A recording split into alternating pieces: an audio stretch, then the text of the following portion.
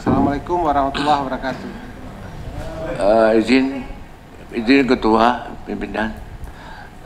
Assalamualaikum warahmatullahi wabarakatuh.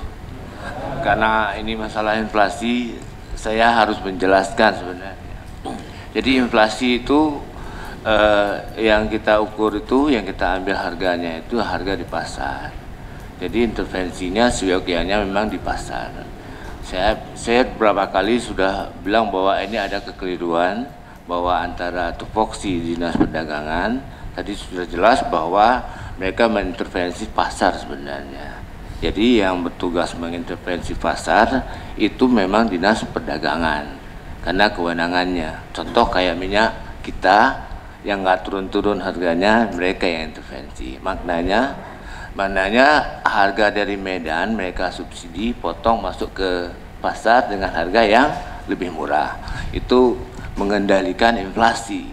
Sedangkan yang Ibu Ketua maksud tadi, saya paham bahwa itu adalah tupoksi Dinas Pangan. Melihat peta rawan pangan, kemana-kemana kantong-kantong yang rawan pangan. Itu nggak terlalu jauh hubungannya dengan inflasi. Itu jelas-jelas untuk bagaimana meningkatkan daya beli masyarakat di pedesaan.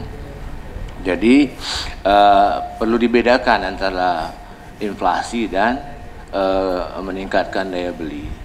Itu juga ada hubungannya dengan Impres tahun berapa itu tentang pengentasan kemiskinan, bahwa pengurangan dana pengeluaran masyarakat untuk itu bisa dikurangi.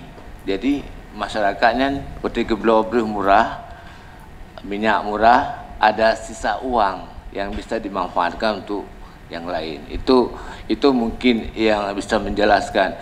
Ini saya pikir ini bisa menjadi ajang untuk perubahan, bahwa pola pikir kita selama ini kan lebih ke bahwa inflasi itu nggak dapat informasinya yang benar. Yang benar bahwa untuk pengendalian inflasi memang di pasar.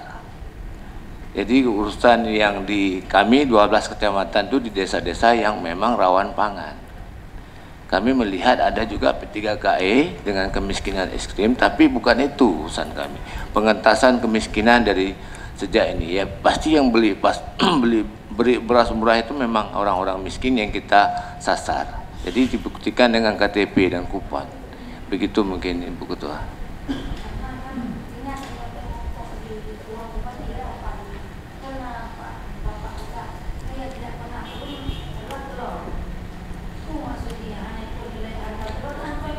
Nah, jadi begitu. Jadi telur itu, jadi ada, harus dijelaskan ya. Jadi di pangan itu diberikan mandat, itu ada 11 komoditi pangan strategis namanya. Salah satunya telur. Telur itu tergantung dari Medan. Ketika harga jagung naik, maka harga telur juga naik.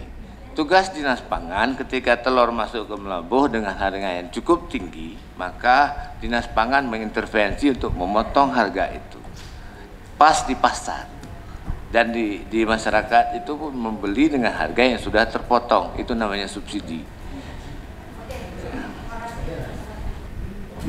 Sedikit tambahan untuk Dinas Pertanian. Saya mau tahu bagaimana cara tata kelola sistem pengelolaan kombin dan traktor di Dinas Pertanian, dan juga tolong sebut rincikan data traktor dan kombin yang sudah diundangkan.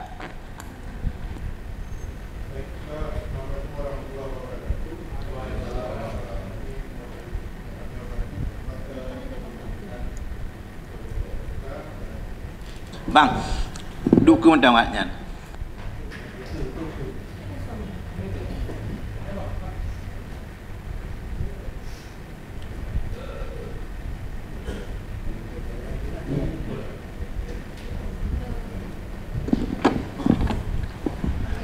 Baik.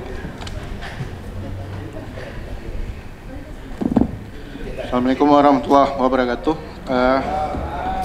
Kami mewakili Kepala Dinas Pertanian ingin memaparkan yang pertama terkait informasi jumlah alat mesin pertanian yang terdiri dari alat panen berupa combine harvester, kemudian alat pengolah tanah dalam hal ini adalah traktor 4WD.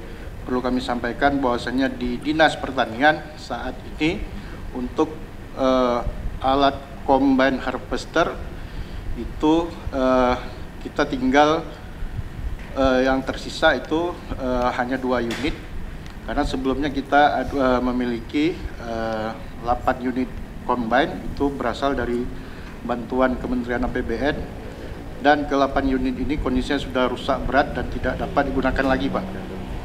Kemudian untuk 2 unit yang tersisa ini adalah pengadaan dari APBK di tahun 2024 dan alhamdulillah hari ini sudah berjalan.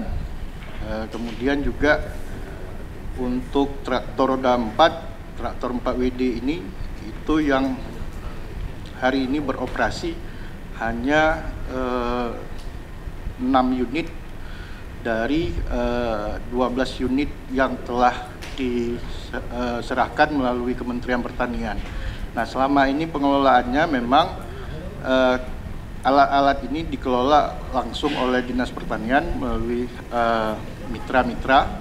Jadi yang selama ini memang tantangan kita ketika Alsintan ini mengalami kerusakan, itu memang tidak ada biaya untuk perbaikan, sehingga lambat laun sesuai umur ekonomisnya itu alat itu lebih cenderung mengalami kerusakan. Nah, dari sekian unit yang bisa kita selamatkan hari ini dan kondisinya masih beroperasi itu hanya 6 unit, Pak. Nah, jadi polanya seperti itu juga. Selama ini memang petani yang menggunakan alat ini kita berikan artinya ada biaya yang harus dikeluarkan oleh petani, sehingga biaya ini juga akan masuk ke menjadi PAD bagi daerah. Mungkin demikian, Pak.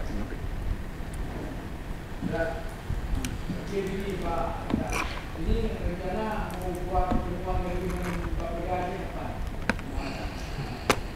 Belum tadi, Pak.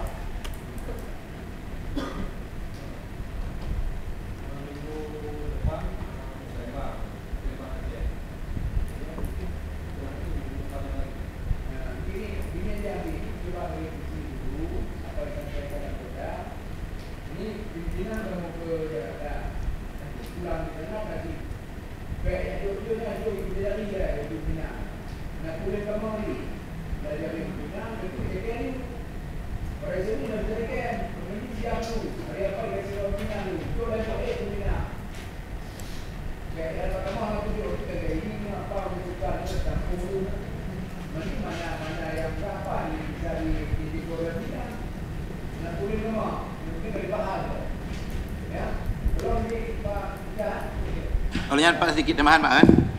Untuk pengadaan traktor, coba yang telah digudangkan itu coba dilihat dulu apa masih layak untuk diperbaiki. Mungkin dengan satu pengadaan traktor ini kita alihkan untuk perbaikan, mungkin bisa kita hidupkan 6 lagi. Habis itu sistem cara pengolahannya itu ini mesin. Kita harus ada perawatan. Itu dari hasil yang kita kutipkan dari petani, mungkin bisa kita sisihkan untuk perawatan. Baik, tiap tahun kita pengadaan. Sedangkan perawatan tidak ada, harus mengulang lagi. Dan ini coba dibuat kajian dulu, Pak.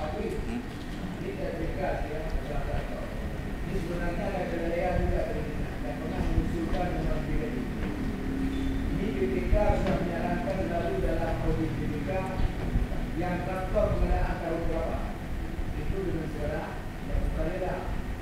Ini ada traktor yang dulu itu masih ada 2 BNL ya. Yang ingat? Akhirnya kedua traktor ini ya.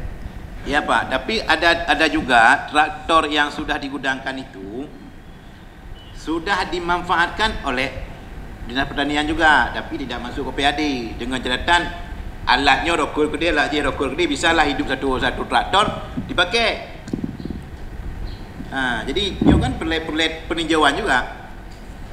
Nah, coba ini dulu nih. Mungkin dengan 1 unit 370 juta ini pengadaan, dia udah putih menambah tu Ya, yang kerusakan. yang akan rusak.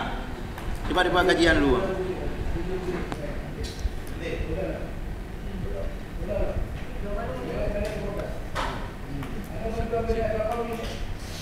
Berapa unit yang dipegang banyak ketua?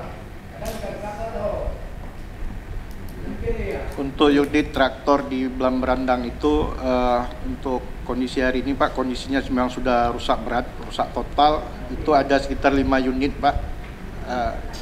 Dan ini tidak termasuk dari 6 unit yang sudah berjalan sebelumnya. Makanya dilelangkan tuh, dari begitu gak ada henti, Nah, kalau nggak lelang, bek yang 6 unitnya dia tahu je berapa unit, jauh duit, pakai gunakan pribadi. Baik. Lelang aja. lelang dia tu lapor BPD. Tahu-tahu lah kau menunggu Baik, sebelum kita tutup mungkin ada masukan dari Wakil 2 kepada Pak Zulfikar. Kami persilakan. Bismillah. Assalamualaikum warahmatullahi wabarakatuh. Yang saya hormati pimpinan beserta anggota BAMUS, Kepala SKPK, beserta sekwan dan tamu undangan yang hadir pada hari ini. Jadi Pak Wista, saya cuma tentang rumah layak huni nih Pak. Nah, jadi rumah layak huni seperti usulan Pak Ramli tadi, kalau di Kecamatan Merbau itu kan ada perusahaan.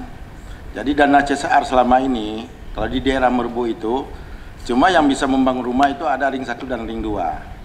Sedangkan ring 3 tidak bisa dibangun rumah. Jadi menurut Pak Ramli tadi kita serahkan ke perusahaan